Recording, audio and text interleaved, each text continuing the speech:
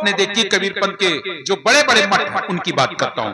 प्रगट स्थली लहर तालाब, कबीरपंथ की उद्गम स्थली बांधवगढ़, मुक्तामणि धाम कुदुरमाल, हटकेसर मठ, सुदर्शन धाम रतनपुर, कबीर चौरा मठ जगन्नाथपुरी, कबीर बाड़ा मंडला, कबीर बट मगहर में सदगुरु कबीर साहब ने अपनी अंतिम लीला की। वो स्थान बहुत सुंदर है, बढ़िया नदी के किनारे है। हिंदू और मुसलमानों की एकता देखने को वहां मिलती है। हिंदू के वो गुरु कहे, मुसलमान के पीर, 7 द्वीप नौखंड में सोहंग सत्य कबीर। दोनों पहले दीवार थी बीच में, लेकिन बाद में दीवार तोड़वा करके गेट लगवा दिया गया। आप मंदिर से मस्जिद जा सकते हैं, मस्जिद से मंदिर आ सकते हैं, मजार कहते हैं वो लोग, आप जा सकते हो दोनों जगह। पहले अलग अलग, ये मायावती की सरकार में शायद हुआ था, जिस महापुरुष ने समाज को एक किया और तुम लोग बंटवारा क्यों, तोड़वा करके उसमें गेट लगवा दिया गया। आप मंदिर में जाएं, नमाज गुजारें, मस्जिद में जाएं, वहां घंटा घड़ियाल बजा के आरती करें, कोई ऐतराज नहीं होता है। ऐसा स्थान है मगहर, और उस मगहर को एक श्राप से मुक्त किया साहब कबीर ने।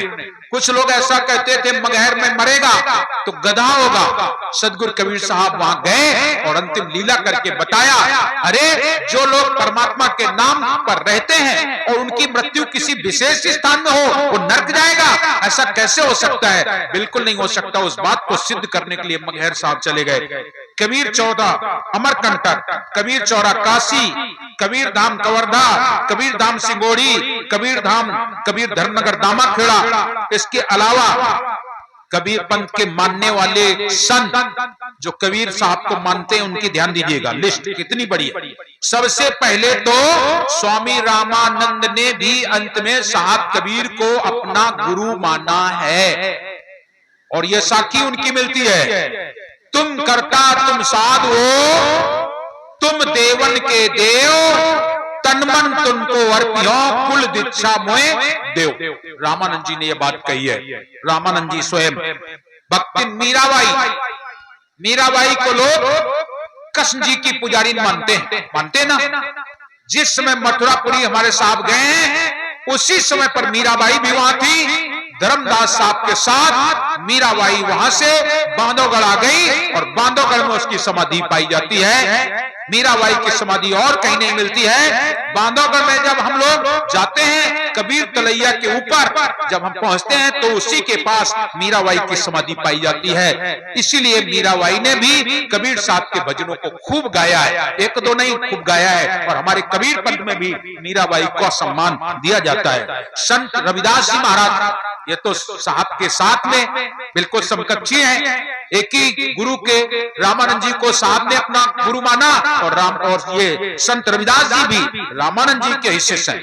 संत रविदास, संत धन्ना, संत पीपा, संत सदन कसाई, उनको भी साहब ने ज्ञान दिया। संत सेन हुए वो पद्मनाभा, संत निर्माण, गुरु नानक देव जी, कितना विस्तार है गुरु नानक देव जी का। गुरु नानक देव जी एक धनी मानी सेठ थे, पैसे वाले थे, लेकिन सदगुरु कबीर से इनकी मुलाकात एक बार नहीं, कई बार।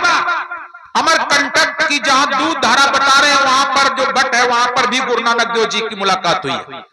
इसके अलावा एक अटक नदी है, वहां पर बैठे थे गुरु नानक देव जी, और एक शिष्य आया तो तिल चढ़ाया, 84 सिद्ध जब आए, तो गुरु नानक देव जी मन में सोच रहे, एक शिष्य आया तिल चढ़ाया, और ये 84 सिद्ध क्या करे, ध्यान लगाया, विष्णु भगवान का दर्शन दिया साहब ने, और बोले तिल को पानी में मीस के पिला दो। आंख खोली तो सदगुरु के दर्शन, बोले पानी नहीं है, और फिर यो काम हमसे ना हुई। साहब ने दृष्टि डाली, दूर नदी थी, उससे एक धारा निकली, वो अटक नदी के नाम से बही, और उससे कमंडल लेकर के साहब ने उसमें तिल घोट करके पिला दिया 84 सिद्धों को।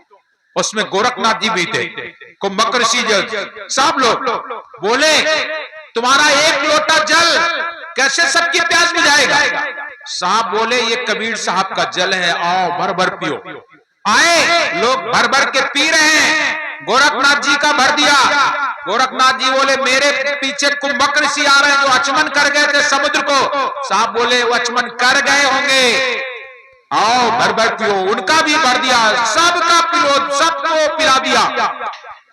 तब चौरासी सिद्ध बोले, कहने लगे, अरे कबीर, तुमने तो हम सब लोगों को अमृत जैसा पिला दिया, अब कुछ तुम मांग लो, कुछ मांग लो। तो साहब बोले, अरे तुम लोगों से क्या मांगे, तुम लोग भिखारी हो, तुमसे क्या मांगे, तुम लोग भिखारी हो। तो बड़े बड़े जो संत आए नाराज हुए गए, हमको भिखारी कहते हो, अरे आप बोलो तो मैं तुम्हें 3 लोग की संपत्ति लाके तुम्हारे चरणों में डाल दें। साहब बोले, तुम लोग भिखारी हो, क्या दोगे? जिद पकड़ के, नहीं मांगो। साहब बोले, मांगे? बोले हाँ मांगो, दोगे? देंगे। मैं तपसी हूं, आचार्य हूं, बिचारी हूं, योगी हूं, सन्यासी हूं, दुनिया की बातें वे सब करें। साहब बोले, सब भिखारी हो, क्यों परेशान हो? नहीं नहीं मांगो। तो साहब ने मांग लिया।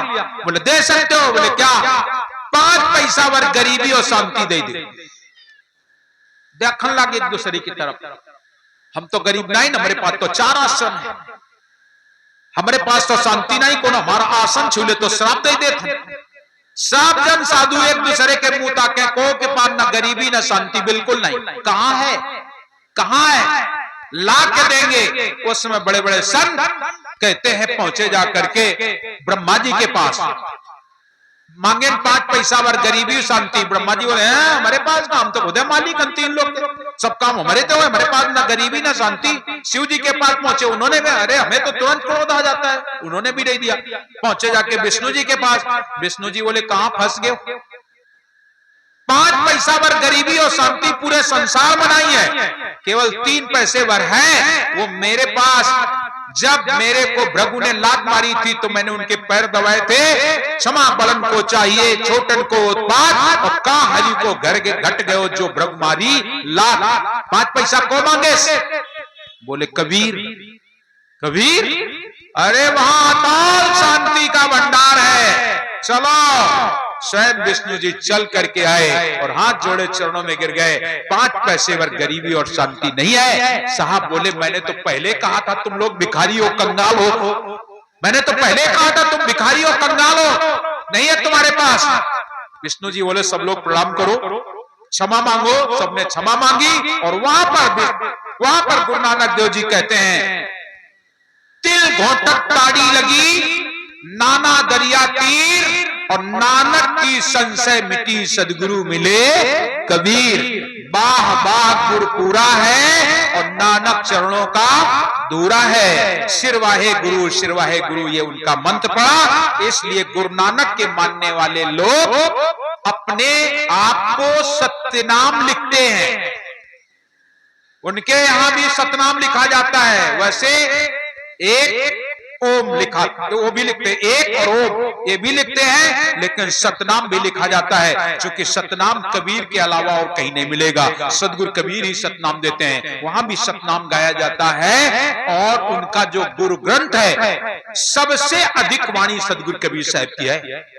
लगभग 275 दोहा साहित्य और 245 उसके अंदर भजन पाए जाते हैं। जिस गुरु ग्रंथ की वो लोग पूजा करते हैं, उस गुरु ग्रंथ में साहब कबीर की इतनी वाणी है। और आप वहां जाइए, कबीर साहब के भजन गाए जाते हैं, मस्त गाते हैं। लेकिन बस वही बात है, अपने अपने इष्ट का नमन करे सबको, और पर इष्ट को जब नमन करे तब ही लज्जित होए, और भक्त कबीर कह करके टाल दिया करते हैं। मैं आपसे निवेदन करता हूं, वो सदगुरु कबीर साहब हैं, आपको वहां जाओगे, वहां भी कबीर साहब आपको मिलेंगे।